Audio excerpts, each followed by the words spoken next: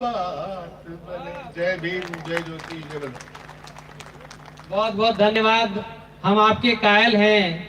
मोतियों को की तो आदत होता है बिखर जाने की, लेकिन एक धागा ही है जो उनकी भी जिद होती है पिरो कर रखने की। तो यही आप धागा है जो मोतियों को पिरो कर रख रहे हैं। हमारे बीच हरनाम सिंह जी बैठे हैं और हमारे मजबूत साथी हैं, सामाजिक क्रांति के नायक हैं। मैं चाहूंगा वो भी मंच पर आए। और मैं इससे आगे महमूद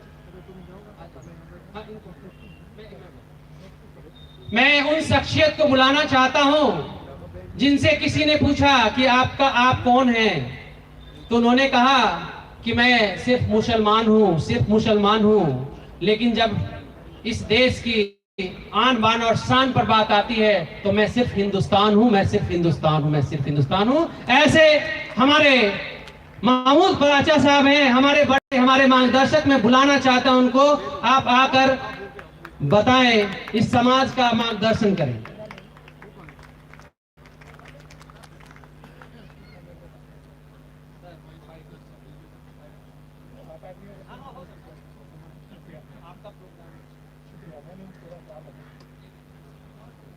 बहुत बहुत शुक्रिया। मुझे 5 मिनट का टाइम था, मैंने जिद करके 7-8 मिनट कराया है, तो उसी में खत्म करने की कोशिश करूंगा।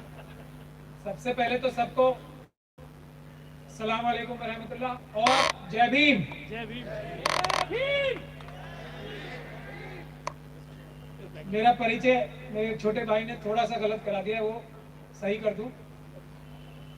मैं अम्बेडकरवादी हूं, तो हमारे देश का नाम बाबा साहब डॉक्टर भीमराव अम्बेडकर ने सोच समझ के भारत या इंडिया बताया है, तो मैं वही हूं। उस शब्द का प्रयोग नहीं करता। मैं भारतीय हूं, इंडियन हूं। और मुसलमान होना या किसी और धर्म का होना भारतीय होने से कोई ताल्लुक नहीं है। वो एक अलग चीज है, ये एक अलग चीज है। हम इस दोनों को मिक्स करते हैं तो फिर हम मनुवादियों के एजेंडा में फंसते हैं। तो बिल्कुल भी धर्म एक अलग चीज है, मेरे घर के अंदर की बात है।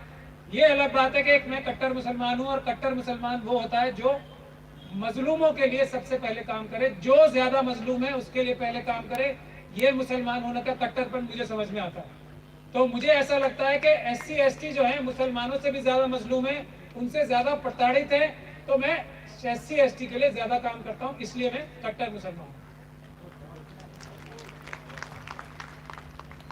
देखिए, क्योंकि समय कम है, मैं बिंदु चिन्हित करके बात करूंगा, यानी कि जो नुक्ते हैं उनको बताने की कोशिश करूंगा। पहली चीज, हमें किसी भी हालत में ये बात समझ लेनी चाहिए कि पहले भी ऐसा ही था, और पिछले 7 साल से जब मनुवाद अपनी पूरे शबाब पे आके देश में एक तरह से कब्जा कर चुका है, तो ये जो सेमिनार्स हम कर रहे हैं, ये जो हम गोष्ठियां करते हैं, ये जो सोशल मीडिया पे, ट्विटर वगैरह पे काम करते हैं, वो बहुत जरूरी हैं, लेकिन इनसे रिजल्ट नहीं आने वाला। रिजल्ट आने वाला है पीसफुल प्रोटेस्ट से।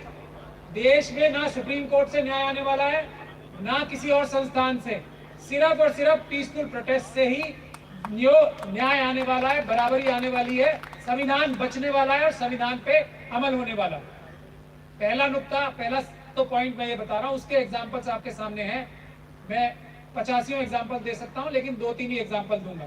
पहला एग्जाम्पल, 2 अप्रैल 2018 सुप्रीम कोर्ट को SC ST एक्ट पे अपनी गलती मान के उसको चेंज करना पड़ा पीसफुल प्रोटेस्ट के जरिए। दूसरा एग्जाम्पल, CA NRC, मुस्लिम महिलाओं ने जो प्रदर्शन किया उसकी मिसाल पूरे देश में और पूरी दुनिया में नहीं मिलती। सरकार ने घुटने टेके, ये तो कुछ वजह थी, इस वजह से CA NRC हमें पोस्टपोन करना पड़ा कोरोना की वजह से। दोबारा शुरू होगा और आप लोग देखेंगे जैसे किसानों ने सफलता प्राप्त की है पीसफुल प्रोटेस्ट से, वैसे CA NRC में भी सफलता प्राप्त की जाएगी। तीसरा, आपके सामने किसानों का एग्जाम्पल है ही। सारे जो हमें हक मिलेंगे वो पीसफुल प्रोटेस्ट से मिलेंगे।